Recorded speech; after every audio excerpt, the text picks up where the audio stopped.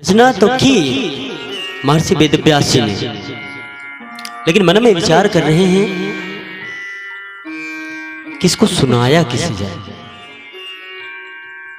क्योंकि यदि दुर्वासा जी को सुनाया जाए तो उन्होंने तो क्रोध को जीता ही नहीं। विश्वामित्र को सुनाया जाए तो काम के वशीभूत हो गए, अप्सरा के चक्कर में बढ़ गए। भृगु जी को सुनाऊं तो भगवान के हृदय पर ही पादुका प्रहार कर दिया, चरणों का प्रहार कर दिया, क्रोध को नहीं जीता। किसको सुनाऊं? विचार कर रहे हैं, अचानक हृदय से आवाज है,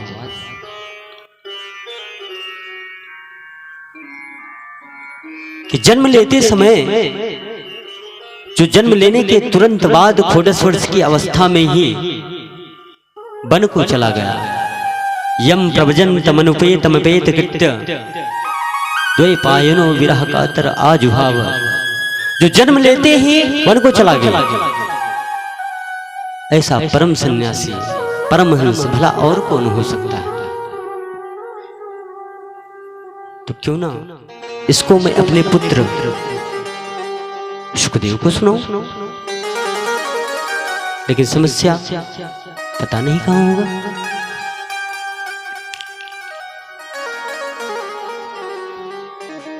तो अपने ब्रह्मचारी शिष्यों को बुलाया और कहा,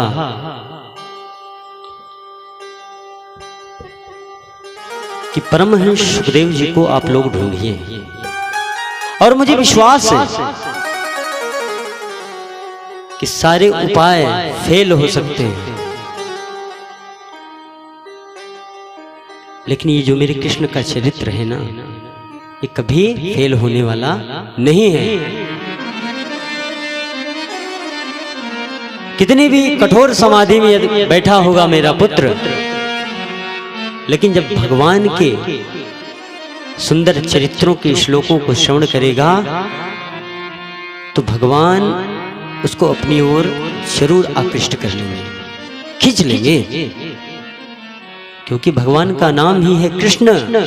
कर से तिते कृष्णा, जो आदमी के मन को अनायासी खींच ले, चाहे या न चाहे। आप देखते हैं कि मछुआरे वो बंसी, क्या कहते हैं, कटिया लगाते हैं, बंसी बोलते हैं उसे, तो उसमें कटिए में जीव को फंसाते हैं मछली मारने के लिए, तो जीव निकल नहीं पाता। अब उसी को खाने के चक्कर में मछली आती है, फंस जाती है। उसी प्रकार भगवान के लीला चरित्र ऐसे हैं कि व्यक्ति जब सुनता है तो अनायास भगवान अपनी ओर खींच लेते हैं। लेकिन आए तो, बैठे तो, कलयुग मंडरा रहा है सबके सर पे, तो कथा अच्छी लगी? नहीं अच्छी लगी।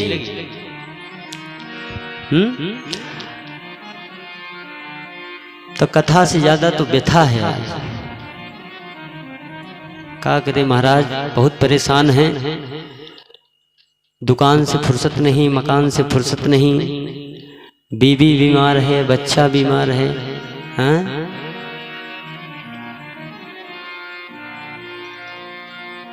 और कहीं हाई कमान से ऑर्डर हो गया, जाना नहीं है, बहुत काम है। तब तो मन भी था, तब भी नहीं जाएंगे। तो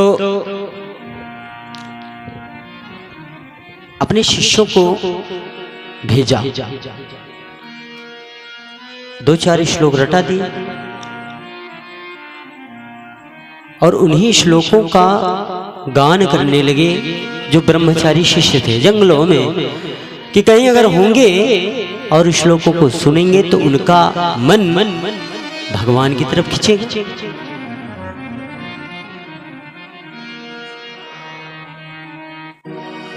बरहा पीड़म नटवर वपुः कर्णयो कर्णिकारकम्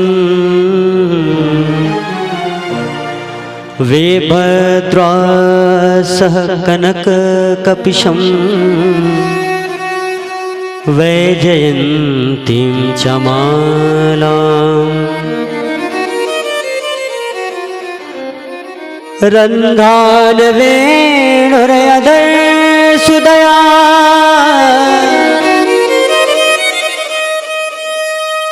तूर्यङ्गोपवृन्दै विन्दारण्यम्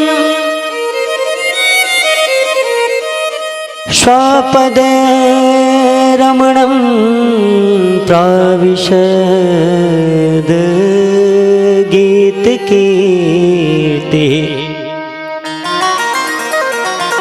आहा बरहा पीडम नटवर वपु कणिका योर कारिका।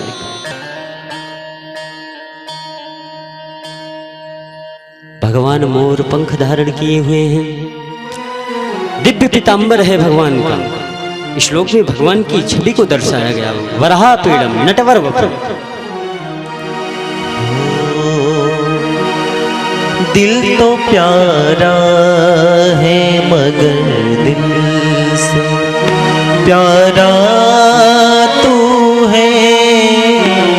दिल तो प्यारा है मगर दिल से प्यारा तू है। दिल तो प्यारा है मगर दिल से प्यारा तू है। पर गजब सामने है इस दिल से न्यारा तू है।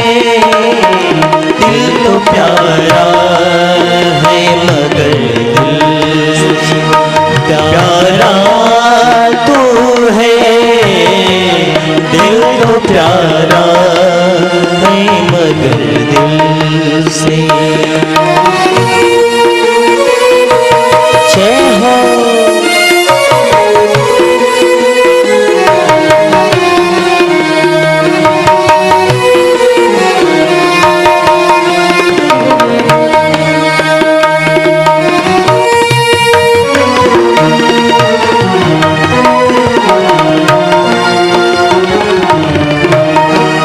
दिल दुखाने का जो दावा भी करूं किसी पे करूं। दिल दुखाने का जो दावा भी करूं किसी पे करूं।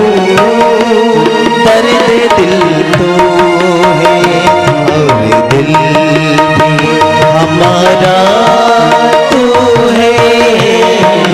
दर्द दिल तो है और दिल भी हमारा तू है। दिल तो प्यारा है मगर दिल से प्यारा तू है।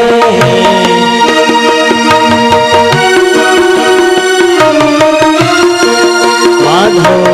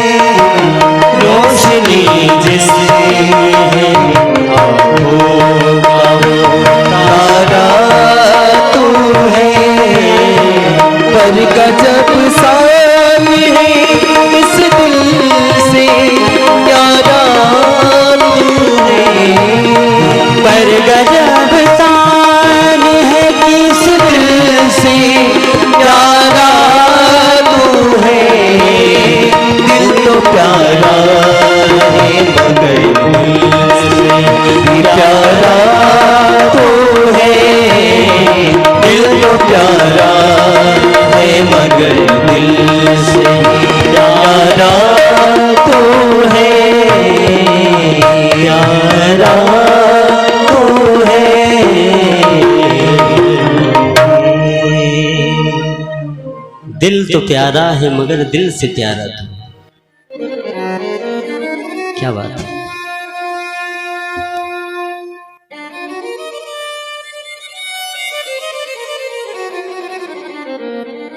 भगवान शुकदेव ने सुना कि मोर पंख धारण किए हुए हैं, पीतांबर ओढ़े हुए हैं, अधरों पे जिनके वंशी हैं, मंद मंद मुस्कुराते हुए गौवा चरा रहे हैं और बंसी बजाते हुए गौवा चराते हुए वृंदावन की पावन धरा पर विचरण कर रहे हैं। जब उनके कर्ण में ऐसे श्लोकों की आवाज आई, समाधि से ध्यान छूट गया महाराज। बोले इतना सुंदर पुरुष।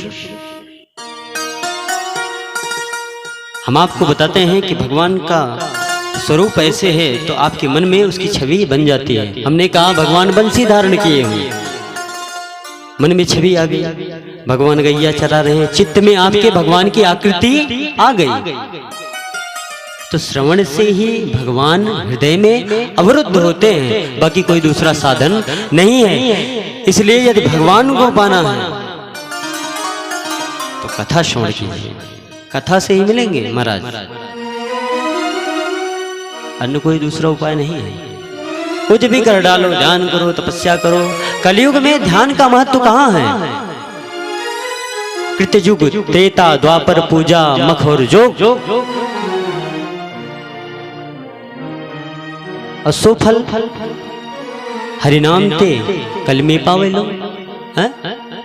वो फल कलयुग में व्यक्ति हरि के नाम से, हरि की कथा से, हरि के कीर्तन से पा जाता है। बाकी अब वो युग चला गया। सबसे सहज और सबसे सरल रास्ता है भगवान नाम का संकीर्तन, भगवान की कथा का श्रवण। और जब कथा श्रवण करोगे, लीलाओं को सुनोगे, तभी भगवान के प्रति प्रेम उत्पन्न होगा। प्रेम बिना नहीं भगत दृढ़ाई, जिम खगेश जल के चिकनाई।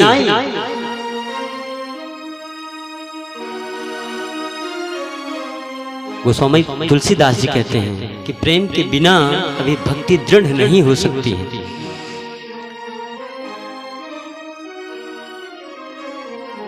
फिर सोचा कितना सुंदर पुरुष है, मैं ऐसे पुरुष का दर्शन करूं, कहीं वो मुझे अपना चेहरा ही ना दिखाए, तो क्यों मैं इन माया के चक्करों में पड़ूं। हाँ, अपन को क्या करना, अपन तो भगवान के ध्यान में मस्त है, अपने को क्या लेना देना। दुनिया में बहुत से सुंदर लोग हैं। लेकिन जब महाराज दूसरा श्लोक उन ब्रह्मचारियों ने सुनाया, क्या सुनाया? अहो बकीयम मस्तन कालकूटम जिघांसया पायदप्य साध्वी लेभे गतिं धातृचितां ततोऽन्यं कं वा दयालुं शरणं प्रपदे। अहो बकीयम अस्तन कालकूटम जिघांसया पायदप्य साध्वी। अहो बकीयम,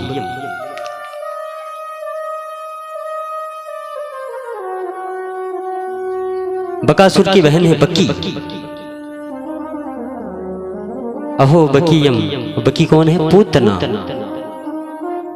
अहो बकीयम स्तन काल कूटम, जो भगवान को मारने के लिए अपने स्तनों में विष लगाई थी। हाँ? भगवान को मारने के उद्देश्य आई थी। कंस ने भेजा था कि जाओ जहां कहीं भी देवकी का 8वां गर्भ हो जाकर उसे नष्ट कर दो। स्तन में कालकूट विष लगाया, भगवान को मारने के लिए पहुंची, तब भी भगवान ने उसे पार कर दिया, परम पवित्र कर दिया। भाई आपको कोई मारे, आपके पुत्र को कोई मारे, हाँ, तो आप उसका कल्याण करेंगे? माँ के सामने पुत्र को कोई मार दे तो माँ बर्दाश्त करेगी? सिंगिनी की तरह टूट पड़ेगी। भगवान का ऐसा चरित्र है बंधुओं कि जो भगवान को मारने के लिए आया उसको लेभे गतिम धातुस्ताम ततो, उसको वही गति प्रदान की जो गति माता कौशल्या को, माता कैकेयी को, माता सुमित्रा को रामावतार में प्रदान की थी, और आगे मां देवकी और यशोदा को प्रदान करेंगे। ऐसी गति भगवान ने पूतना को दी। तो कम हुआ दयालु शरणम ब्रजेम, तो उसके जैसा दयालु, उसके जैसा करुणा हृदय और कौन हो सकता है? जब ये श्लोक सुना तब तो सुखदेव जी से रहा नहीं गया। बोले क्या इतना भी कोई दयालु है कि जिसको मारने की इच्छा से आई उसको माता की गति दे दी? उठे ब्रह्मचारियों से पूछा, अरे भाई 2-4 श्लोक और सुनाओ ना, बड़े अच्छे हैं। क्या इतना भी दयालु कोई भगवान है? मैं तो निर्गुण और निराकार की सत्ता में ही अपने मन को लगाए रखता था, हाँ? लेकिन क्या इतना भी दयालु कोई है? बंधुओं, कितने भी पाप करो,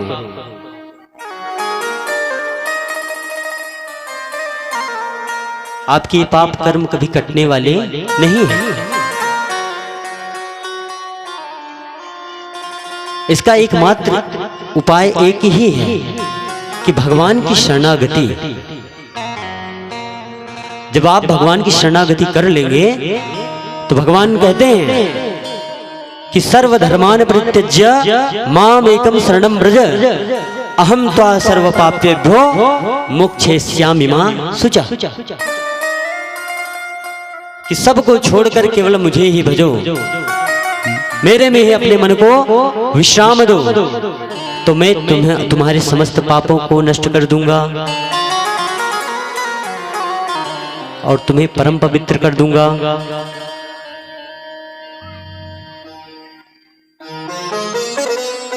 ब्रह्मचारियों ने कहा, महाराज जी यदि आपको और श्लोक सुनना है तो आपको हमारे गुरुदेव के पास जाना होगा।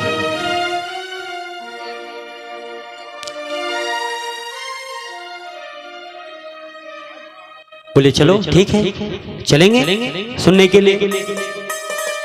अब शिष्य लेकर आए महर्षि वेदव्यास के पास। सुखदेव जी ने देखा कि ये तो मेरे पिता हैं, प्रणाम किया और बड़े प्रेम से वेदव्यास जी ने भगवान सुखदेव को ये भागवत परमहंसों की संहिता सुनाई और इसी को समय आने पर श्री सुखदेव जी ने परीक्षित को सुनाया।